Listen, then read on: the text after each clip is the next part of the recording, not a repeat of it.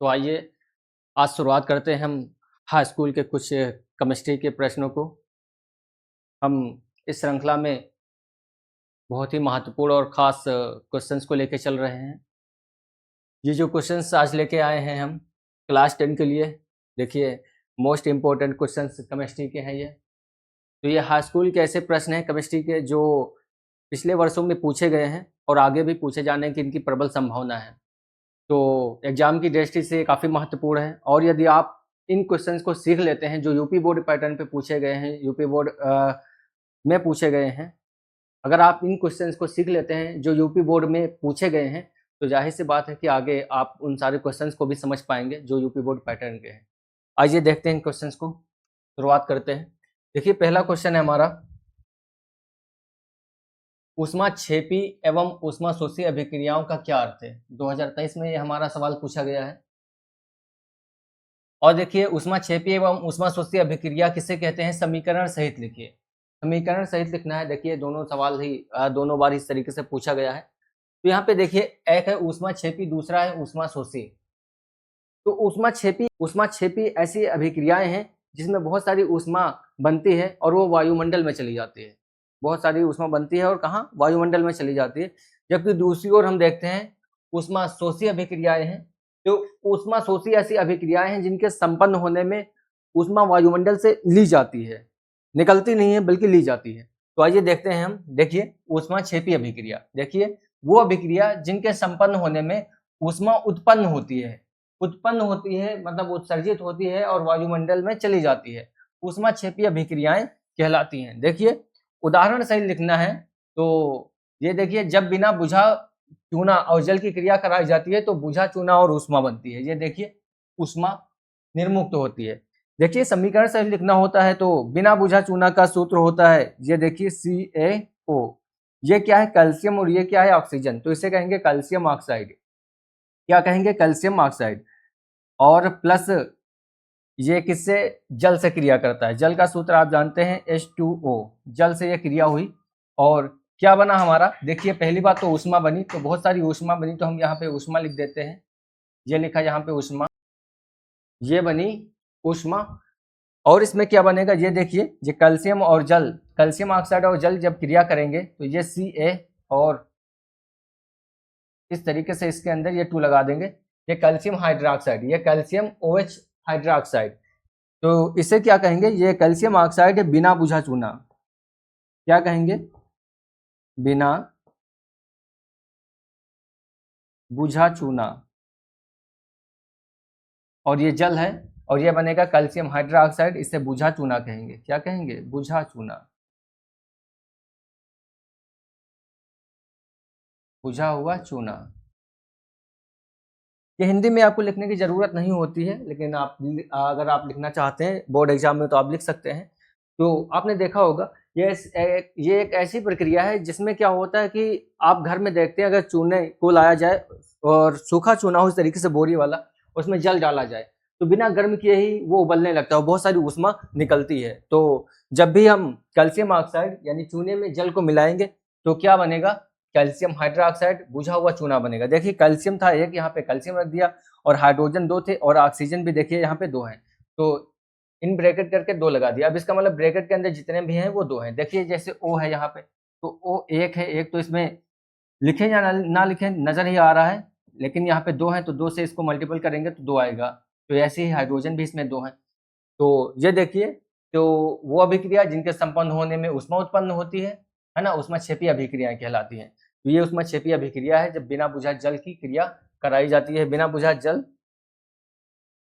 तो ये ऊष्माक्षेपी अभिक्रिया है जिसमें बिना बुझा चूना और जल की अभिक्रिया कराई जाती है तो बुझा चूना और ऊष्मा प्राप्त होती है। अच्छी तरीके से आपको ये रिएक्शन समझ में आई होगी। इसकी दूसरी रिएक्शन देखते हैं। दूसरी रिएक्शन थी ऊष्माशोषी अभिक्रिया। कैसी थी ऊष्माशोषी अभिक्रिया? तो ऊष्माशोषी अभिक्रिया हमने बताया था ऐसी अभिक्रियाएं हैं जिसमें क्या होता है कि ऊष्मा उत्सर्जित नहीं होती है बल्कि वायुमंडल से ली जाती है। तो इसमें क्या होता है? देखिए वह अभिक्रिया जिनके संपन्न होने में ऊष्मा अवशोषित होती है ऊष्माशोषी अभिक्रिया कहलाती है। उदाहरण जब नाइट्रोजन और ऑक्सीजन, देखिए नाइट्रोजन और ऑक्सीजन, ये देखिए ये हमने लिखा नाइट्रोजन गैस और O2 ऑक्सीजन गैस। जब नाइट्रोजन और ऑक्सीजन के मिश्रण को उच्च ताप पर गर्म किया जाता है, मतलब ताप अभिक्रिया को खुद देना होता है, तो नाइट्रिक ऑक्साइड बनता है। क्या बनता है? नाइट्रिक ऑक्साइड का सूत्र ये होता है। लेकिन यहाँ पे नाइट्रोजन कितने हैं? 2, ऑक्सीजन कितने हैं? 2, तो आगे ये भी लगा देंगे। अब नाइट्रोजन भी 2 है और ऑक्सीजन भी 2 है, ये 2 जो है यहाँ तक काम करेगा, तो ये नाइट्रिक ऑक्साइड बनेगा हमारा। ये क्या है? नाइट्रोजन गैस है और ये क्या है? ऑक्सीजन गैस है। तो नाइट्रोजन, ऑक्सीजन और ये नाइट्रिक ऑक्साइड हमारा बनेगा। क्या बनेगा? Nitric oxide. ये देखिए नाइट्रिक ऑक्साइड, तो नाइट्रिक ऑक्साइड बनेगा और इसमें KCl ऊर्जा कितनी होगी? KCl ऊर्जा ये इतनी वायुमंडल से ली जाएगी, अवशोषित होगी। तो जब नाइट्रोजन और ऑक्सीजन के मिश्रण को उच्च ताप पर गर्म किया जाता है तो नाइट्रिक ऑक्साइड बनता है एवं ऊष्मा वातावरण से अवशोषित की जाती है। तो इसीलिए इसे कहते हैं ऊष्मा शोषी अभिक्रिया, मतलब ऐसी अभिक्रिया जो वायुमंडल से ऊष्मा को अवशोषित करती है। अच्छी तरीके से समझ में सवाल आया होगा। आइए बढ़ते हैं नेक्स्ट क्वेश्चन पे। अगला क्वेश्चन है हमारा, विस्थापन अभिक्रिया किसे कहते हैं? समीकरण सहित बताइए। तो इसके लिए हमें थोड़ा ये समझना भी होगा। एक होता है विद्युत रासायनिक श्रेणी। क्या होता है? विद्युत रासायनिक श्रेणी।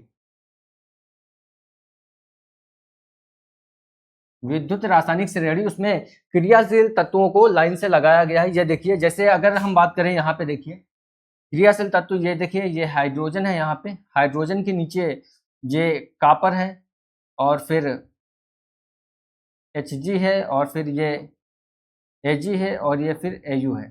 ठीक है, ये कॉपर है और ये आप जानते हैं सबसे नीचे सोना है और ये चांदी है और ये यहाँ पे हाइड्रोजन है। तो तत्वों की घटती क्रियाशीलता का क्रम ऐसे होगा, मतलब इससे ज्यादा क्रियाशील ये होगा, इससे ज्यादा क्रियाशील ये होगा और इससे ज्यादा क्रियाशील ये होगा। और इसमें होता क्या है कि प्रत्येक ऊपर वाला तत्व नीचे वाले तत्व के उसके लवण के विलयन से बाहर कर देता है। इसमें देखिए ऐसा होता है, जैसे ये अगर लिखा हुआ है कि ABCD, अब क्रियाशीलता का क्रम इसमें ये है, सबसे ज्यादा क्रियाशील कौन? ये है, फिर ये है, फिर ये है। इसमें कहा जाए डी को कौन बाहर कर देगा, तो ये तीनों बाहर कर देंगे। और सी को पूछा जाए कौन बाहर कर देगा, तो डी नहीं कर पाएगा क्योंकि डी तो नीचे है सी से, तो ये कम क्रियाशील है और बाकी ये दोनों बाहर कर देंगे। अब जैसे लवण का विलयन कोई यहाँ पे है, जैसे लिखा है बी और ये लवण का कोई विलयन है और इससे क्रिया कर रहा है ए, तो ए ज्यादा क्रियाशील है। ए देखिए ऊपर है, ज्यादा क्रियाशील है, बी कम क्रियाशील है। तो रिएक्शन कैसे संपन्न होगी? तो यहाँ पे जो विलयन है उस विलयन में बी की जगह पे क्या आ जाएगा? ए आ जाएगा और बी विलयन से बाहर निकल जाएगी। बी को विस्थापित कर दिया है किसने? ए ने। तो बस यही है विस्थापन अभिक्रिया। समीकरण सहित लिखना है, आइए बताते हैं आपको किस तरीके से लिखना है इसको।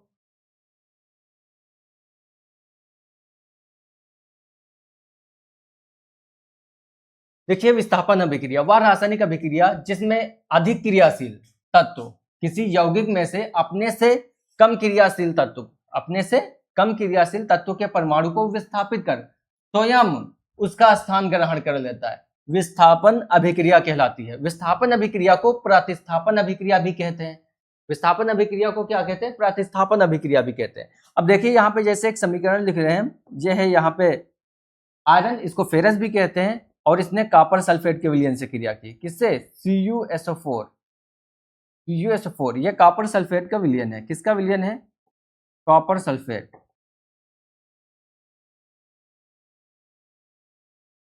देखिए ये इतना कॉपर है, आप जानते हैं Cu को कॉपर कहते हैं, इतना ये सल्फेट है, तो ये कॉपर सल्फेट का विलयन है, इससे आयरन क्रिया कर रहा है।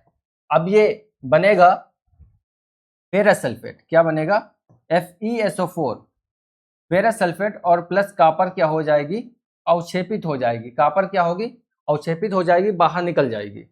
अब इसमें देखिए, ये देखिए ये एक सीरियल से क्रम है, हाइड्रोजन कॉपर इस तरीके सारे सीरियल से क्रम है। लेकिन अब देखिए यहाँ पे ये तत्व सीरियल से है, विद्युत रासायनिक श्रेणी कहते हैं, तो इसमें बहुत सारे तत्व ऊपर भी होंगे और यहाँ ये देखिए ऊपर बहुत सारे हैं, उसको नहीं याद रखा जा सकता, लेकिन नीचे आप याद रख सकते हैं।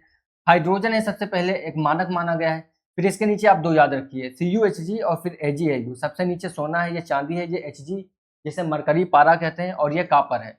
तो ये क्रियाशीलता का क्रम है। अब अगर पूछा जाए कि Hg मरकरी में और कॉपर में कौन क्रियाशील है, तो कॉपर ऊपर है, जाहिर सी बात है ये क्रियाशील है। तो इसमें कहीं लोहा है, लोहा यहाँ नहीं, तो जाहिर सी बात है लोहा कहाँ होगा? ऊपर होगा। ऊपर बहुत सारे तत्व है, नहीं लिखे गए, याद करना आसान नहीं है, बहुत सारे पाए जाते हैं। तो ऊपर लोहा होगा तो जाहिर सी बात है लोहा इन सभी से ज्यादा क्रियाशील है, इन सभी को उसके लवर के विलयन से लोहा विस्थापित कर देगा क्योंकि लोहा यहाँ नहीं है। अब देखिए ये इतना कॉपर सल्फेट, ये कॉपर सल्फेट है, ये कॉपर है, तो ये कॉपर का विलयन अगर यहाँ फेरस लगा दे फेरस का विलयन हो जाएगा, जो यहाँ धातु लगाएंगे उसका ये लवण का विलयन हो जाएगा। तो ये लोहा क्रिया कर रहा है फेरस सल्फेट से, कॉपर सल्फेट से, लोहा यहाँ पे क्रिया कर रहा है किससे, कॉपर सल्फेट से, तो यहाँ बना फेरस सल्फेट। क्या बना, फेरस सल्फेट, इसे आयरन सल्फेट भी कहते हैं, ये बना फेरस सल्फेट, फेरस सल्फेट बना। और इस कॉपर को किसने बाहर निकाल दिया, आयरन ने बाहर निकाल दिया। ये देखिए यहाँ पे कौन आ गया, आयरन आ गया और कॉपर को बाहर कर दिया। तो इस तरीके से कॉपर का विस्थापन हो गया, किसने किया, आयरन ने किया, इसीलिए इसको विस्थापन अभिक्रिया कहते हैं। और यही तो लिखा हुआ है, वह रासायनिक अभिक्रिया जिसमें अधिक क्रियाशील तत्व किसी यौगिक में से अपने से कम क्रियाशील तत्व के परमाणु को विस्थापित कर स्वयं उसका स्थान ग्रहण कर लेता है, विस्थापन अभिक्रिया कहलाती है। विस्थापन अभिक्रिया को प्रतिस्थापन अभिक्रिया भी कहते हैं क्योंकि प्रतिस्थापित हो जाता है इसमें कौन, एक कम क्रियाशील तत्व अपने से अधिक क्रियाशील तत्व के द्वारा वो प्रतिस्थापित हो जाता है। इसको लिखना बहुत आसान है, ये FeCuSO4 ferrous sulphate plus copper, है ना। पढ़ते हैं नेक्स्ट क्वेश्चन, ये हमारा नेक्स्ट क्वेश्चन, और ये नेक्स्ट क्वेश्चन हमारा क्या कहलाता है, संचारण पर टिप्पणी लिखिए। संचारण किसे कहते हैं, देखिए पूछा गया सवाल है। तो संचारण एक ऐसी प्रक्रिया है जिसे सामान्य भाषा में आप कहते हैं किसी धातु का क्षय होना है, अर्थात उस धातु पर क्या होती है, जंग लग जाती है और वो धीरे धीरे धातु क्या हो जाती है, क्षय, डिके होने लगती है और धीरे धीरे उसका वजन कम होने लगता है। तो इसे क्या कहते हैं, देखिए संचारण पर टिप्पणी लिखिए तो देखते हैं संचारण। देखिए वह प्रक्रिया जिसमें जब कोई धातु नमी तथा वायु के संपर्क में आ जाती है तो वह धीरे धीरे क्षतिग्रस्त होकर क्षय होने लगती है, इस प्रक्रिया को ही संचारण कहते हैं। उदाहरण क्या है, लोहे पर जंग लगना, चांदी का काली होना, लोहे पर जंग लगना और चांदी का काली होना। तो देखते हैं लोहे पे जंग कैसे लगता है, समीकरण भी पूछ सकता है। तो देखिए सबसे पहले ये हमने लोहे का परमाणु लिया, देखिए लोहे के यहाँ पे 4, इसका मल्टीपल हो जाएगा 2 से, तो लोहे के यहाँ पे 4 परमाणु हैं। और ये ऑक्सीजन गैस, क्या ऑक्सीजन गैस के 3 अणु लिए, ऑक्सीजन गैस का एक अणु O2 होता है, ऑक्सीजन गैस का एक अणु O2 होता है। अब हम यहाँ पे 3 लिख दिया तो ये 3 अणु हो गए, ठीक है। और प्लस क्या, ये H2O, ये जल आएगा, जल कहाँ से आएगा, कोई धातु अगर है तो जाहिर सी बात है वायु से लगेगी, और वायु में सबसे नीचे गैस भारी होती है कौन, ऑक्सीजन, तो ऑक्सीजन नीचे रहती है, तो जाहिर सी बात है वायु की बात करें तो वहां ऑक्सीजन की बात की जाती है। अब ये जल क्या है, वाष्प के रूप में किसमें मौजूद रहेगा, वायु में मौजूद रहेगा। खास करके आजकल के बारिश के मौसम में देखा जाए, अगर आप एक ग्लास में, स्टील के ग्लास में बर्फ का टुकड़ा रखते हैं तो उसके चारों तरफ बाहर की ओर जल की बूंदें आ जाती हैं। वो जल की बूंदें कहाँ से आई, वायुमंडल से आती हैं, और वो क्या होती है, वाष्प संघनित हो जाती है और वो जल की बूंदों में बदल जाती है। तो इस तरीके से ये जल के अणु है, और जल के अणु यहाँ पे हम जितने लेंगे उतने उस तरफ नजर आएंगे। अगर जल के अणु हम यहाँ N लिख रहे हैं अपनी तरफ से, कुछ भी लिख सकते हैं,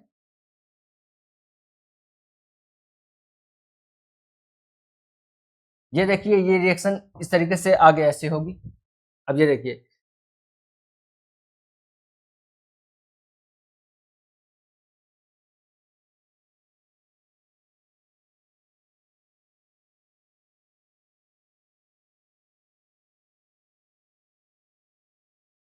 देखिए लिया गया था और ये इसके साथ में रहेगा और ये क्या बनेगा, NH2O, क्या बनेगा, NH2O।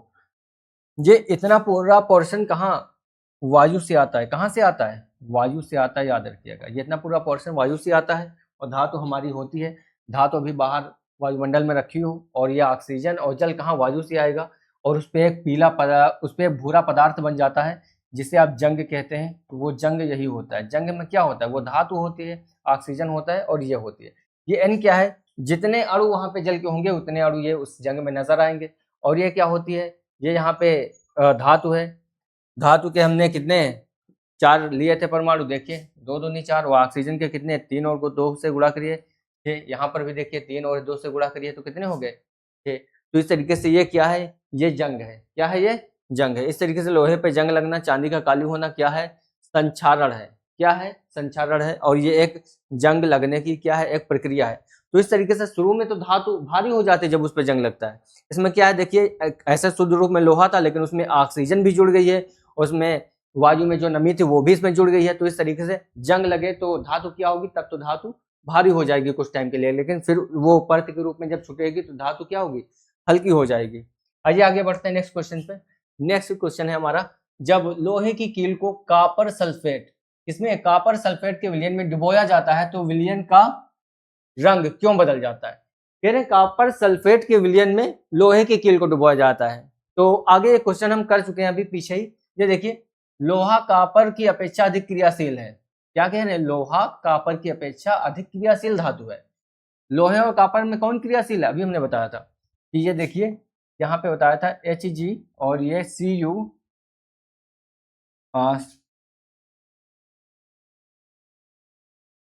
ऐसे लिखते हैं, हाइड्रोजन के पास से लिखते हैं इसको, हाइड्रोजन और Cu Hg Ag और Au। सबसे कम क्रियाशील कौन है, ये देखिए, ये चांदी है, ये सोना है, और ये पारा मरकरी है, और ये कॉपर है, और ये हाइड्रोजन है। तो इसको आप सीरियल से याद कर सकते हैं, सबसे पहले ये अलग और फिर ये साथ में और ये साथ में। तो सबसे कम क्रियाशील कौन है, सोना है। सोने में कभी जंग लगा हुआ देखा है आपने, नहीं, क्यों, क्योंकि ये क्रियाशील नहीं है। जो रासायनिक क्रियाशीलता की श्रेणी है उसमें सबसे नीचे ये आता है सोना। तो इसमें ये देखिए किसका विलयन है, कॉपर सल्फेट का विलयन है। आयरन इसमें कहीं है, नहीं है। इसका मतलब आयरन कहाँ होगा, ऊपर होगा। जब ऊपर होगा तो नीचे से वो क्रियाशील होगा, क्योंकि इससे क्रियाशील कौन है, ऊपर जितने हैं सब। इससे क्रियाशील कौन है, ऊपर जितने हैं सब। ये किससे क्रियाशील है, नीचे वाले से क्रियाशील है ना। तो देखिए यहाँ पे है Fe, और लोहे को कॉपर की अपेक्षा अधिक क्रियाशील है जब लोहे की कील को कॉपर सल्फेट के विलयन में डुबोया जाता है। ये देखिए, ये लोहा है, लोहे की कील है तो लोहा ही तो है, तो लोहे का सूत्र तो ऐसे ही लिखेंगे ना, कील तो लिखेंगे नहीं, ऐसे लिख देंगे Fe। कॉपर सल्फेट के विलयन में डुबाया जाता है, कॉपर सल्फेट, ये देखिए, ये कॉपर सल्फेट का विलयन है। तो कॉपर सल्फेट के विलयन में विलयन में डुबाया जाता है तो लोहा कॉपर को विलयन से विस्थापित कर देता है। लोहा कॉपर को विलयन से विस्थापित कर देता है। ये किसको, कॉपर को भगा देगा। ये देखिए, कॉपर को भगा देगा, उसकी जगह पे Fe खुद आ जाएगा और बनेगा फेरस सल्फेट। अभी हम बता चुके हैं, फेरस सल्फेट बनेगा और कॉपर बाहर अवक्षेपित हो जाएगा। कॉपर को विलयन से विस्थापित कर देता है जिससे आयरन सल्फेट विलयन बनता है। यह देखिए आयरन सल्फेट, इसका नाम क्या है, आयरन सल्फेट। आयरन सल्फेट या फेरस सल्फेट नाम है, अभी हम बता चुके हैं, आयरन सल्फेट बनता है। आयरन सल्फेट विलयन बनता है जिसका रंग हरा होता है। इसका रंग कैसा होता है, इसका रंग होता है हरा। ये देखिए, हरा रंग से हम लिख देते हैं, इसका रंग कैसा होता है, हरा। इसका रंग हरा होता है, इसीलिए विलयन का रंग नीले से बदलकर हरा हो जाता है। और इसका रंग कैसा था, इसका रंग था नीला। कैसा था, इसका रंग नीला। तो देखिए, जब लोहे की छड़ को कॉपर सल्फेट के साथ विलयन कराया गया तो यहाँ पे कॉपर से ज्यादा लोहा क्रियाशील है, कॉपर से ज्यादा लोहा क्रियाशील है। यहाँ पे कॉपर है, कॉपर रख दे तो कॉपर का विलयन, जो भी धातु रख दे उसका विलयन हो जाएगा, ठीक है। तो ये क्या करेगा, कॉपर को निकाल देगा। तो देखिए, कॉपर को निकाल दिया, बाकी सेम वही चीज है। कॉपर यहाँ से कहाँ चला गया, यहाँ चला गया, ये आयरन सल्फेट बना। कॉपर सल्फेट विलयन का रंग कैसा था, नीला था। अब कैसा हो गया है, फेरस सल्फेट कैसा होता है, हरा होता है। फेरस सल्फेट हरा होता है, चाहे जहां मतलब जिस पदार्थ में जहां भी रखा जाए, जहां भी होगा वो हरा होगा, और ये कॉपर सल्फेट नीला होगा। तो जब कॉपर सल्फेट बचा ही नहीं, बन गया क्या, आयरन सल्फेट, तो विलयन का रंग तो क्या हो जाएगा, बदल ही जाएगा। विलयन का रंग क्यों बदल जाता है, क्योंकि कॉपर सल्फेट नहीं रहता है, आयरन सल्फेट बन जाता है, और जिसका रंग हरा होता है, आयरन सल्फेट का रंग कैसा होता है, हरा होता है। इसीलिए विलयन का रंग नीले से क्या बन जाता है, बदलकर हरा हो जाता है। कैसा हो जाता है, हरा हो जाता है।